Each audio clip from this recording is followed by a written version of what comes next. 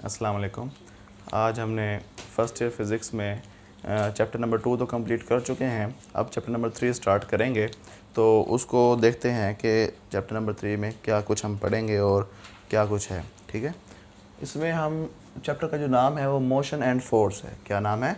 Motion and force. तो ये chapter number 3 है, उसका आज हम फर्स्ट लेक्चर पढ़ेंगे। ठीक है, तो मोशन और फोर्स ज़रा देखते हैं क्या होती है। पहले हम फोर्स को देख लेते हैं। फोर्स दरअसल क्या है? फोर्स एक ऐसी एजेंसी है जो कि बॉडी की स्टेट को चेंज करने की कोशिश करती है या चेंज कर देती है। यानी कि लेट्स सपोज कि एक बॉडी रेस्ट में है या कोई हमारे पास एक बॉक्स है कोई भी, और वो क्या है बेटा, ज़मीन पे रखा हुआ है, तो उसका मैस m है। आप उसके ऊपर लगाते हैं फोर्स, आपने थोड़ी सी फोर्स लगाई और बॉक्स ये मूव नहीं करता। ये एक ऐसी एजेंसी हुई, तो इसने थोड़ा सा इसके ऊपर पुश करने की कोशिश की, लेकिन ये मूव नहीं हुआ। इसकी स्टेट क्या थी? रेस्ट, और ये रेस्ट में ही रहा। ठीक है, इसने कोशिश की उसकी स्टेट को चेंज करने की। बेटा बात समझ आ गई? अब आप क्या करते हैं, थोड़ी सी बड़ी फोर्स लगा देते हैं। अब मैंने वेक्टर बड़ा बना दिया, तो इसका मतलब इसकी फोर्स मैग्नीट्यूड बढ़ गई है। बेटा बात समझ आ गई? तो अब आपने ज़्यादा फोर्स लगाई है, तो अब क्या होगा, ये यहीं पे पड़ा नहीं रहेगा, ये थोड़ा सा आगे की तरफ क्या करेगा बेटा, डिस्प्लेस हो जाएगा, मूव करेगा। बेटा बात समझ आ गई? तो पता क्या चला कि फोर्स तो एक ऐसी एजेंसी हुई, ऐसी चीज़, ऐसा कोई फिज़िकल क्वांटिटी हुई जो कि बॉडी की स्टेट को चेंज करती है या चेंज करने की कोशिश करती है। ऐसी एजेंसी को हम क्या कहते हैं बेटा? फोर्स कहते हैं। बात समझ आ गई? अब हम मोशन को देखते हैं। मोशन को देखने से पहले अगर हम उसकी दूसरी जो स्टेट है वो रेस्ट बेटा बॉडी की जो होती है उसको देख लें। रेस्ट क्या होता है बेटा? जब बॉडी अपनी पोजीशन को चेंज नहीं करती, जब बॉडी अपनी पोजीशन को चेंज नहीं करती with respect to some surrounding, या किसी ऑब्जर्वर के मुताबिक अपनी पोजीशन को चेंज नहीं करती, तो वो बॉडी क्या कहलाती है? रेस्ट पे कहलाती है। Body does not change its position, does not change its position. अब इतना लिखना काफ़ी नहीं है, इतना लिखना काफ़ी नहीं है, आगे लिखना पड़ेगा with respect to some surrounding. किसी सराउंडिंग के हिसाब से आप अगर आपने पोजीशन को चेंज नहीं किया, किसी ऑब्जर्वर के हिसाब से आपने पोजीशन को चेंज नहीं किया, तो आप क्या हैं बेटा? रेस्ट में है। तो इस केस में आपकी जो स्पीड होती है या वेलोसिटी होती है वो क्या होती है बेटा? ज़ीरो। क्या होती है बेटा? ज़ीरो। अब अगर हम मोशन की बात करें, तो मोशन क्या है कि अगर आप अपनी पोजीशन को क्या करते हैं? चेंज करते रहते हैं with respect to some surrounding, तब आपकी जो स्टेट होगी वो क्या होगी बेटा? याद रहे कि ये कोई फिज़िकल क्वांटिटीज़ नहीं है। ये क्या नहीं है बेटा? ये बॉडी की स्टेट है। क्या है बेटा? स्टेट ऑफ द बॉडी है बेटा। ठीक है, body changes its position with respect to its surrounding. किसी सराउंडिंग के मुताबिक आपने क्या किया बेटा? पोजीशन चेंज की अपनी, तो आप क्या हैं बेटा? मोशन में हैं। क्या है? मोशन में। इस केस में आपकी जो स्पीड होगी वो नॉन ज़ीरो होगी। क्या होगी बेटा? Non zero. रेस्ट पे आप थे, उसकी आपकी स्पीड क्या थी? ज़ीरो थी, और आप डिस्टेंस कोई कवर नहीं कर रहे थे विद रिस्पेक्ट टू। ये स्पीड जो है ना, रिलेटिव स्पीड है। ये क्या है बेटा? रिलेटिव स्पीड है। ठीक है, ये नहीं है कि अगर आप रेस्ट पे हैं किसी ऑब्जर्वर के लिए तो आप बिल्कुल ही स्टेशनरी हैं, लाजमी नहीं है बेटा। ठीक है, वो भी मैं समझाता हूँ कैसे। These two states are not absolute. ये दोनों स्टेट्स एब्सोल्यूट नहीं हैं, ये दोनों रिलेटिव स्टेट्स हैं। ये क्या है बेटा? रिलेटिव स्टेट्स हैं। तो आप लिख लेंगे ये दोनों जो both states are not absolute, absolute नहीं है, एब्सोल्यूट। ठीक है बेटा, और ये दोनों क्या हैं बेटा? रिलेटिव टू ईच अदर हैं। ये क्या है बेटा? रेस्ट एंड मोशन जो है बेटा एक दूसरे के क्या होते हैं? रिलेटिव टू ईच अदर होते हैं बेटा। अब ये वेरी इंपॉर्टेंट एमसीक्यू है बेटा, बात समझ आ गई? एमसीक्यू।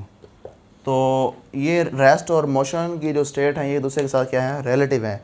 एक बॉडी किसी के हिसाब से मोशन में भी हो सकती है, किसी के हिसाब से वही body at the same time rest में भी हो सकती है। अब ज़रा समझते हैं हम कैसे।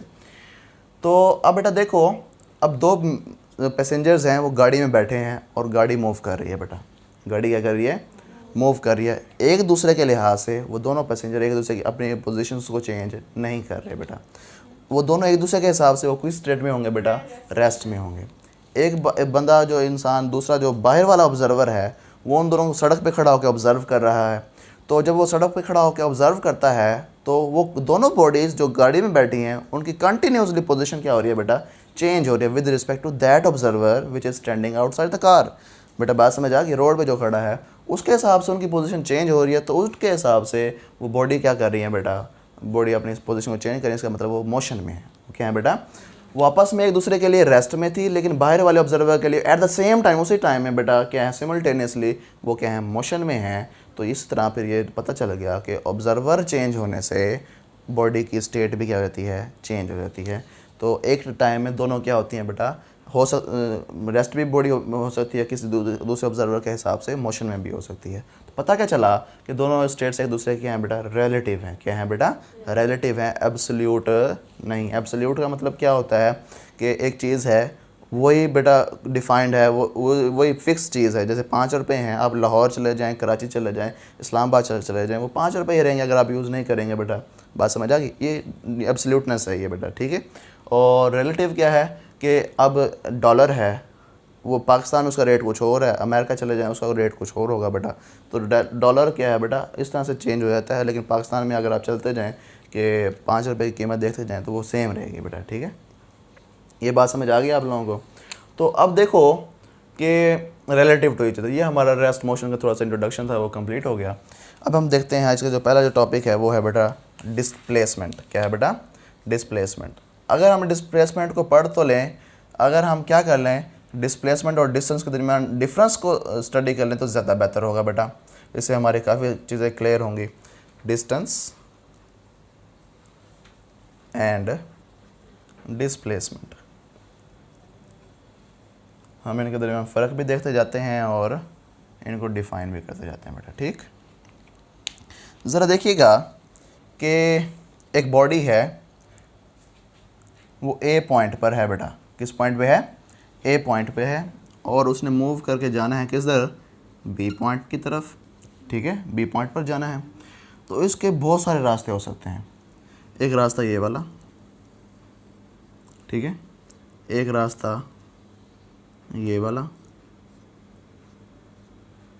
ठीक है, और एक रास्ता ये वाला। बात समझ आ गई? और एक रास्ता ये भी तो हो सकता है भाई, ठीक है, और एक रास्ता ये भी हो सकता है। बात समझ आ गई? अब इनके ऊपर अगर मैं इनकी डायरेक्शन को मार्क कर दूं, ठीक है, ये मैंने डायरेक्शंस मार्क कर दिए।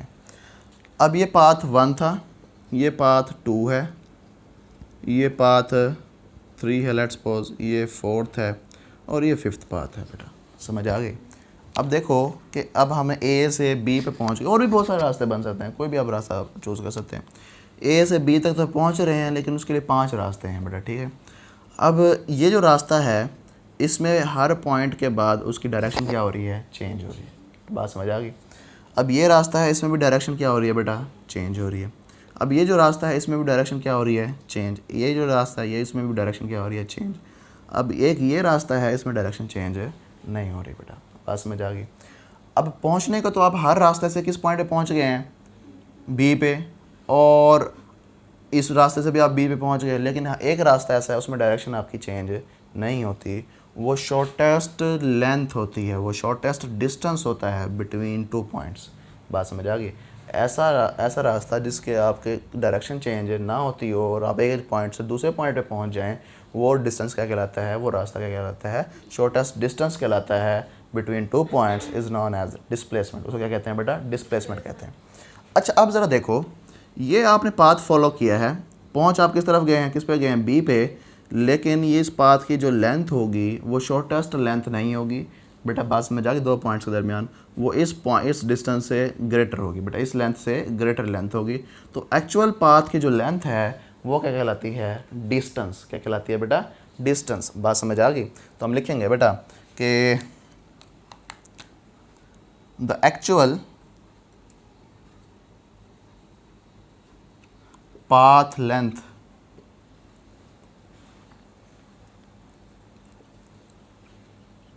is known as distance, is known as distance। बात समझ आ गई? और इसको हम डिनोट किस चीज़ से करते हैं? एस से। किससे डिनोट करते हैं बेटा? एस से इसको रिप्रेजेंट करते हैं। और ये सारे क्या हैं? डिस्टेंस हैं बेटा। ये भी और ये वाला भी बेटा। बात समझ आ गई? ये भी एक डिस्टेंस है, ठीक है। अच्छा, अब हम देखते हैं, ज़रा देखिएगा, ये मैंने डिस्टेंस की डेफिनेशन की। अब हम डिस्प्लेसमेंट की अगर डेफिनेशन करें तो हम कहते हैं द शॉर्टेस्ट डिस्टेंस।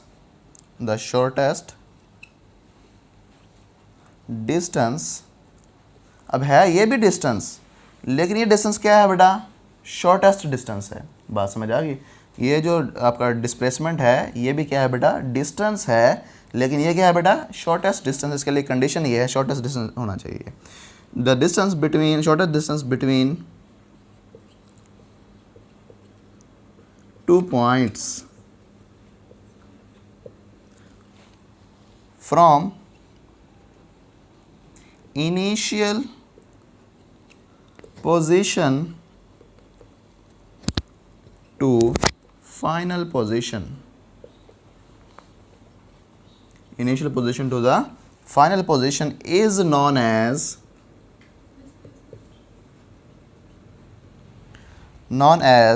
displacement। बेटा बात समझ आ गई? अब इतना लिखना काफ़ी नहीं है, the shortest distance between two points, ठीक है। ये तो shortest distance between two points तो है, लेकिन ये क्योंकि एक वेक्टर क्वांटिटी है डिस्प्लेसमेंट, तो वेक्टर क्वांटिटी के लिए डायरेक्शन का होना ज़रूरी है। इसमें डायरेक्शन पता चल गई आपको कि इनिशियल पॉइंट अगर ए था तो फाइनल पॉइंट बी है, तो इनिशियल से फाइनल की तरफ जो आपका शॉर्टेस्ट डिस्टेंस होगा वो क्या कहलाएगा बेटा? आपका डिस्प्लेसमेंट कहलाएगा। क्या कहलाएगा बेटा? डिस्प्लेसमेंट, ठीक है।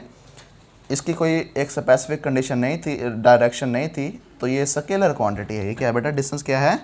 स्केलर क्वांटिटी है। और ये जो डिस्प्लेसमेंट है ये क्या है बेटा? वेक्टर क्वांटिटी है, ठीक है। तो इसकी कोई ख़ास डायरेक्शन होगी बेटा किसी ना किसी तरह, ठीक है। अब लेट्स सपोज कि हम बेटा करते हैं कुछ इस तरह से, ये हमारे पास एक हमने सिस्टम बनाया है, कोऑर्डिनेट सिस्टम। ये पॉइंट ए है लेट्स सपोज, और ये पॉइंट बी है बेटा, ठीक है। ठीक, अब इस पॉइंट का जो पोजीशन वेक्टर होगा विद रिस्पेक्ट टू ओरिजिन वो ये होगा, ये, ठीक है। और ये R1 पोजीशन वेक्टर होगा। क्या होगा बेटा? R1 position vector.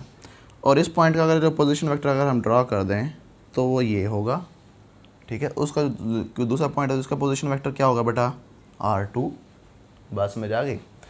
अब एक बॉडी है लेट्स सपोज, एक बॉडी है, वो पॉइंट ए से मूव करती है, घूम फिर के कहाँ आ जाती है बेटा? पॉइंट बी पे आ जाती है। या ये पाथ फॉलो कर लें, कोई भी पाथ फॉलो कर ले, ठीक है। ये उसका क्या कहलाएगा? डिस्टेंस। क्या कहलाएगा बेटा? डिस्टेंस। अब जो बॉडी अगर उसने डिस्टेंस तो कवर किया है, लेकिन इसकी डिस्प्लेसमेंट कितनी है? वो ये है बेटा। बात समझ आ गई? डिस्प्लेसमेंट क्या है बेटा? ये समझ आई? अब ये दरअसल है क्या चीज़, ज़रा देखिएगा। एक पोजीशन ये थी R1, एक पोजीशन वेक्टर है R2।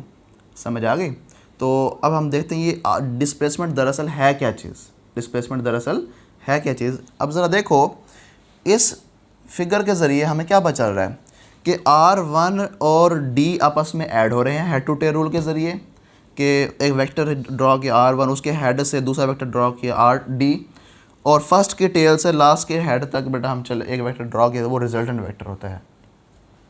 तो इसका जो रिज़ल्ट है वो ये है बेटा कि ये जो R1 और D जो है आपस में क्या हो रहे हैं? R1 vector plus D vector आपस में क्या हो रहे हैं बेटा? ऐड हो रहे हैं, और रिज़ल्ट आपके पास क्या आ रहा है? R2 vector. आपने ये मालूम करना है बेटा D, ठीक है, अब ये कैसे मालूम करोगे, ज़रा देखिएगा, इस R1 को उठा के उधर ले जाओ तो D is equal to R2 minus R1, यानी कि पोजीशन पहले A थी फिर B थी, इन दोनों में डिफरेंस ले लिया, चेंज ले लिया, तो चेंज लेने से आपके पास क्या क्वांटिटी आ गई बेटा, डिस्प्लेसमेंट। क्या आ गई बेटा, डिस्प्लेसमेंट। तो फिर हम इसको इस तरह से भी डिफाइन कर सकते हैं कि भाई change in position of the body is known as a displacement. बात समझ आ गई। तो हम लिखते हैं बेटा इसको ऐसे, द चेंज, देखो नज़र आ रहे हैं यहाँ पे, पूरा आ रहा है ना। अब हम इसको डिफाइन करते हैं बेटा एक और तरीके से डिस्प्लेसमेंट को, कि भाई the change in position of body, change of position, जो चेंज ऑफ पोजीशन होता है बेटा वो किसका, बॉडी का, from initial position to the final position, ये भी लिखेंगे, from initial position to the final position. बात समझ आ गई। तो ये जो चेंज होता है ये क्या कहलाता है बेटा, डिस्प्लेसमेंट। क्या कहलाता है बेटा, डिस्प्लेसमेंट। बात समझ आ गई। किसी को ये बातें समझ ना आई हो ज़रा पूछ लो बेटा। अब डिस्टेंस और डिस्प्लेसमेंट का जो यूनिट होता है बेटा वो क्या होता है,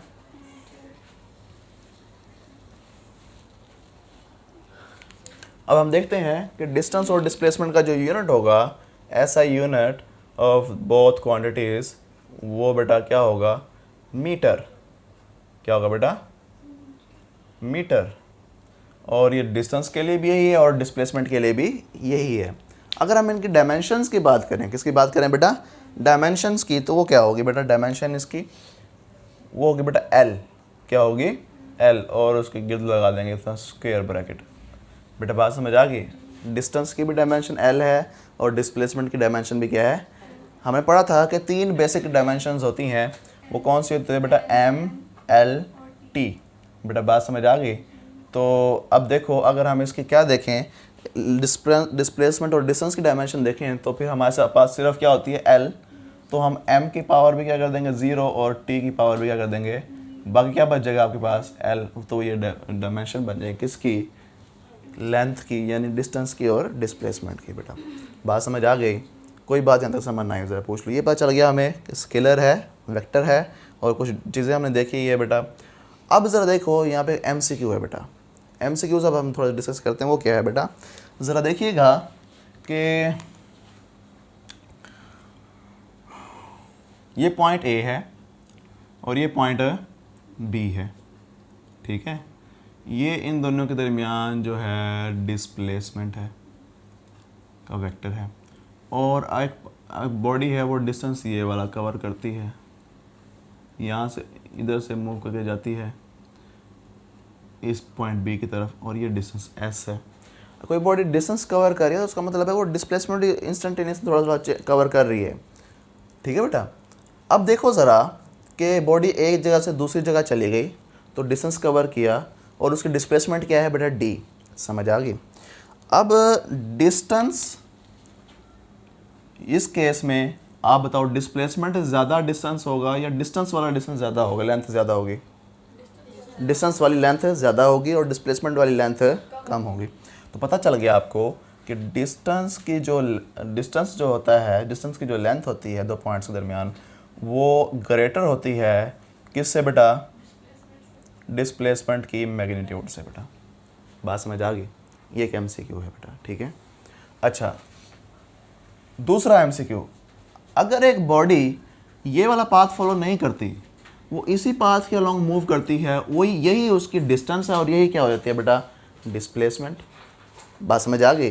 तो अब देखो इस केस में क्या है कि ये A पॉइंट था, अब हम B पॉइंट देख रहे हैं। इस केस में डिस्टेंस और डिस्प्लेसमेंट की जो मैग्नीट्यूड होगी वो आपस में क्या होगी बेटा, इक्वल होगी। बात समझ आ गई। तो यहाँ पे एक बुक में वर्ड यूज़ किया गया है कि जब बॉडी स्ट्रेट लाइन में मूव करती है तो डिस्टेंस और डिस्प्लेसमेंट कोइंसाइड करते हैं। क्या कहते हैं बेटा, कंसाइड करते हैं, एक दूसरे से सेम चीज़ें होती हैं वो बेटा। समझ आ गई, डिस्प्लेसमेंट की मैग्नीट्यूड और डिस्टेंस। समझ आई। अच्छा अब इन दोनों कंडीशंस को अगर हम इकट्ठा कर लें तो हमारे पास एक कंडीशन बन जाती है, रिजल्ट इन दोनों का बन जाता है फाइनल, कि डिस्टेंस जो है ग्रेटर भी हो सकता है, इक्वल भी हो सकता है किसके, डिस्प्लेसमेंट की मैग्नीट्यूड के। बेटा पास में जाके कोई बात ज़्यादा मुश्किल लगे ज़रा पूछ लो। इन दोनों का इकट्ठा इक्वल भी हो सकता है और ग्रेटर भी हो सकता है, तो हमने ग्रेटर इक्वल का साइन लगा के ये इस साइन लिख दिया। ये हमारे पास क्या बेटा, इन दोनों पॉइंट्स का क्या है, रिजल्ट है बेटा। MCQ है इंपॉर्टेंट। अच्छा एक तो ये बन गया। दूसरा बेटा MCQ क्या है, अगर आप इन दोनों की रेशो ले लो, किस तरह से भाई, कि डिस्टेंस ओवर डिस्प्लेसमेंट की मैग्नीट्यूड की अगर आप रेशो ले लेते हो तो उसका रिजल्ट क्या आएगा, उसका रिजल्ट आएगा बेटा ये वाला। देखिएगा ज़रा, इस डिस्प्लेसमेंट को उठा के इधर ले जाओ, डिवाइड कर दो, तो यहाँ पे क्या बच जाएगा 1। देखो ना, इसको जब यहाँ पे डिवाइड करोगे इधर भी, तो इधर क्या बन जाएगा, ये कैंसिल हो गया, आंसर क्या आ जाएगा। तो डिस्टेंस जो ओवर डिस्प्लेसमेंट की मैग्नीट्यूड ग्रेटर और इक्वल है किसके, 1 के, तो ये रिजल्ट नहीं बन जाएगा। ये कभी इस तरह से नहीं होगा कि डिस्टेंस ओवर डिस्प्लेसमेंट की जो मैग्नीट्यूड है वो लेस देन 1, कभी भी नहीं हो सकती, कभी भी नहीं हो सकती। ये वाली जो कंडीशन है ये पॉसिबल नहीं है। हमेशा डिस्टेंस या तो डिस्प्लेसमेंट के इक्वल होगा, डिस्प्लेसमेंट की मैग्नीट्यूड के, या डिस्प्लेसमेंट की मैग्नीट्यूड से ज़्यादा होगा। बेटा बात समझ आ गई। जब ऊपर वाली चीज़ ज़्यादा हो और नीचे वाली चीज़ कम हो तो आंसर, रेशो का जो आंसर आता है वो ग्रेटर देन 1 आता है बेटा। जब ऊपर वाली चीज़ और नीचे वाली चीज़ आपस में क्या हो, इक्वल हो, तो आंसर क्या आता है बेटा, इक्वल टू 1 आता है बेटा। बात समझ आ गई। तो ऊपर वाली चीज़ या तो ज़्यादा होगी या इक्वल होगी इस नीचे वाली चीज़ के, तो फिर आंसर कभी भी लेस देन 1 नहीं आएगा बेटा। बात समझ आ गई। अब ये कंडीशन भी तो नहीं हो सकती बेटा कि डिस्टेंस डिस्प्लेसमेंट की मैग्नीट्यूड और डिस्टेंस की अगर रेशो ले लें अगर हम, तो उसका आंसर हमेशा लेस देन या इक्वल टू 1 आएगा। लेस देन इक्वल टू, पहले हमने किसकी रेशो ली थी, डिस्टेंस ऊपर था और डिस्प्लेसमेंट की मैग्नीट्यूड नीचे थी बेटा। अब डिस्प्लेसमेंट की मैग्नीट्यूड ऊपर है और डिस्टेंस नीचे है, तो इनइक्वालिटी का साइन देखो मैंने क्या कर दिया है, चेंज कर दिया है। बात समझ आ गई, समझ आ रही है बेटा। चलो जी, अब देखो ज़रा गौर से कि भाई हाँ, कोई ऐसे केसेस भी हैं जिसमें बॉडी का डिस्टेंस नॉन ज़ीरो हो, डिस्टेंस लेकिन डिस्प्लेसमेंट ज़ीरो हो जाए। बॉडी ने डिस्टेंस तो कवर किया है लेकिन डिस्प्लेसमेंट क्या है बेटा, ज़ीरो। ऐसा पॉसिबिलिटी भी बेटा मौजूद है। वो क्या है बेटा, ज़रा देखिएगा। जब बॉडी कोई एक सर्कल के अलॉन्ग मूव कर रही होती है, ये लेट्स सपोज कि बॉडी ने इस पॉइंट से मूव करना शुरू किया, घूमती घूमती घूमती इधर, घूमती घूमती इधर, वापस ए पे आ गई बेटा। समझ आ गई। अब उसने डिस्टेंस तो कवर किया है, डिस्टेंस कितना कवर किया, लेट्स सपोज ये जो इसका रेडियस है वो r है, डिस्टेंस कितना कवर कर लिया बॉडी ने, 2πr, जो कि सरकमफेरेंस के बराबर है। किसके बराबर बेटा, इस सरकमफेरेंस, ये लेंथ ऑफ द सर्कल क्या कहलाती है, सरकमफेरेंस। क्या कहलाती है बेटा, क्या कहलाती है बेटा, और उसका फार्मूला क्या होता है, इतना उसने बॉडी ने डिस्टेंस कवर किया है। लेकिन इस बॉडी की इस मोशन में जो डिस्प्लेसमेंट है वो ज़ीरो है। वो क्या है बेटा, ज़ीरो है। ठीक है बेटा। तो अब ज़रा देखिएगा डिस्प्लेसमेंट ज़ीरो क्यों है, वो ज़रा इस डेफिनेशन को देखते हैं बेटा। चेंज इन पोजीशन, जब बॉडी की पोजीशन चेंज होती है तब डिस्प्लेसमेंट बेटा प्रोड्यूस होती है। समझ आ गई। अब ज़रा देखना पोजीशन चेंज होती है या नहीं होती। अब जहाँ से चले थे पॉइंट से घूमते घूमते घूमते फिर दोबारा ए पे आ गए, यानी इनिशियल पोजीशन और फाइनल पोजीशन तो आपकी सेम है। बात समझ आ गई। तो ज़रा देखो, जब डिफरेंस लेंगे तो डिफरेंस कितना आएगा इनिशियल और फाइनल के दरमियान, ज़ीरो। तो डिस्प्लेसमेंट भी क्या हो जाएगी बेटा। तो ये वो केस है जिसमें बॉडी की डिस्टेंस तो बॉडी ने कवर किया है लेकिन डिस्प्लेसमेंट ज़ीरो है, तो ये भी एग्जिस्टेंस होती है बेटा। ठीक है। तो अगर इस तरह से पूछ ले कि भाई डिस्टेंस ज़ीरो हो और डिस्प्लेसमेंट नॉन ज़ीरो हो, तो फिर ये पॉसिबिलिटी मौजूद नहीं है बेटा। समझ आ गई। अच्छा जी बेटा, ज़रा देखिएगा, आपको कहा जाता है कि एक सर्कल है, बॉडी सर्कुलर पाथ में मूव कर रही है और वो एक कंप्लीट रेवोल्यूशन करती है। क्या करती है बेटा? एक चक्कर अपना क्या करती है? कंप्लीट। चक्कर कंप्लीट करने का मतलब ये है जहाँ से वो चलती है वहीं पे वो वापस आ जाती है। बेटा बात समझ आ गई? वो चक्कर एक क्या हो जाता है? कंप्लीट। ठीक, जैसे ये तो बॉडी की डिस्टेंस कितना है बेटा? बॉडी का 2πr जो कि सर्कमफेरेंस के बराबर है, और डिस्प्लेसमेंट कितनी है? 0। डिस्प्लेसमेंट कितनी है बेटा? 0। और अगर एक बॉडी हाफ रेवोल्यूशन कंप्लीट करती है, क्या करती है बेटा? हाफ रेवोल्यूशन कंप्लीट करती है, तो फिर क्या सिचुएशन होगी? तो फिर क्या होगा? तो सुबह हो गई है। अच्छा, अब बेटा देखो, ये बॉडी क्या करती है? हाफ रेवोल्यूशन कंप्लीट करती है। यहाँ से चलती है ए पॉइंट से और किस पॉइंट पे चली जाती है? बी पॉइंट पर बेटा। तो फिर बेटा क्या होगा कि इसने बॉडी ने कितना डिस्प्लेसमेंट कवर किया और कितना डिस्टेंस कवर किया बेटा। ठीक है, तो ये पूरा जो चक्कर था, इसका जो लेंथ थी सर्कल की, वो कितनी थी? 2πr। कितनी थी बेटा? 2πr। आपने कितना कवर किया है? हाफ। तो उसको क्या कर दोगे? डिवाइड 2 पे बेटा। तो आपके पास डिस्टेंस कितना आ जाएगा? πr। अगर आपको कहा जाए कि भाई आप इसकी डिस्टेंस तो आपने इतना मालूम कर लिया है, लेकिन आप डिस्प्लेसमेंट बताएं इसकी कितनी होगी बेटा।